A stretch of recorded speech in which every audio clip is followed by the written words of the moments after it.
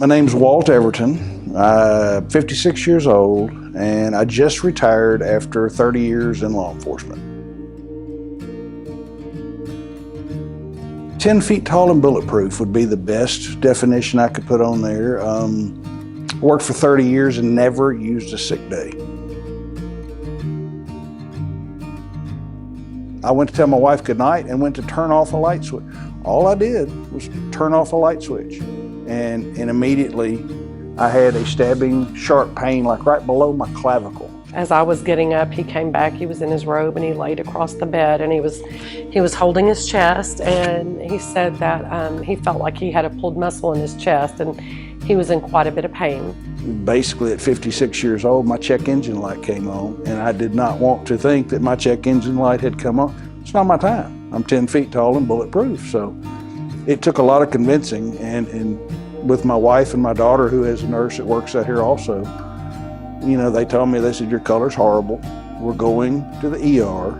And that was probably the last thing that I ever wanted to hear. And so finally they convinced me, and if it hadn't been for my wife and daughter, just at least getting me in the car and getting me here, I wouldn't be here today. I was thinking, you know, this is just going to be a pulled muscle and we're all just overreacting. I didn't want to be as alarmed as I was, but it was frightening as we were driving. My wife pulled me up into the ER and I got out and walked in. I mean, my brain, I got a pulled chest muscle. It's not that big a deal. They put some kind of monitor on me immediately, and he said, sir, you're having a pretty nasty heart attack right now. No, I'm having a pulled chest muscle. I know my body. He goes, no, sir, you're having a heart attack right now.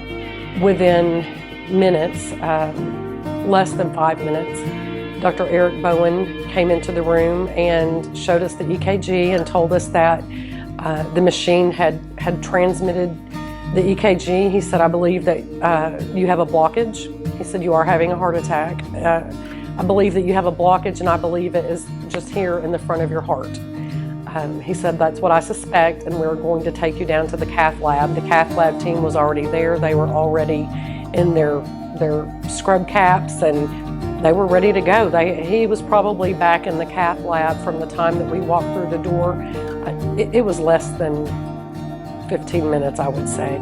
They did the procedure. I waited in the waiting room. Dr. Bowen came out and explained exactly what he found. Walt had a blockage, a 100% blockage in his LAD, which is one of the front arteries in the heart. They also call this heart attack the widowmaker because it is so deadly to those who don't catch it in time. He said that he was able to identify the blockage and place 2 stents, and he wanted to watch him closely, so they sent us to ICU. They did admit him to ICU, and his blood pressure was it was quite high for the next several hours, but the staff in ICU, again, it was just the best care. The nurses were wonderful. It was the best, worst time I've ever had.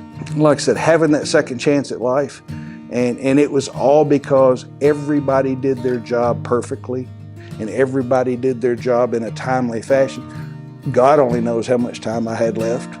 The doctors might have, but they did everything. It was from the time I walked into the door, from the time they had me, this is what's going on, let's get you to the cath lab, I had 2 stents placed in me, let's get you up.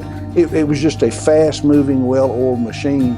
That whole ER staff, the whole cath lab, the doctors, the nurses, the registration clerks, and even the food service, and everybody was on the same page. And in today's times, that's so rare, because you don't have time to, what do we do now? They knew what to do. And in turn, it saved my life. And like I said, I've got 3 precious grandchildren, that 5, 3, and almost 1. And that lets me continue on being a part of them, you know. And without the hospital and the personnel, I know I wouldn't be here.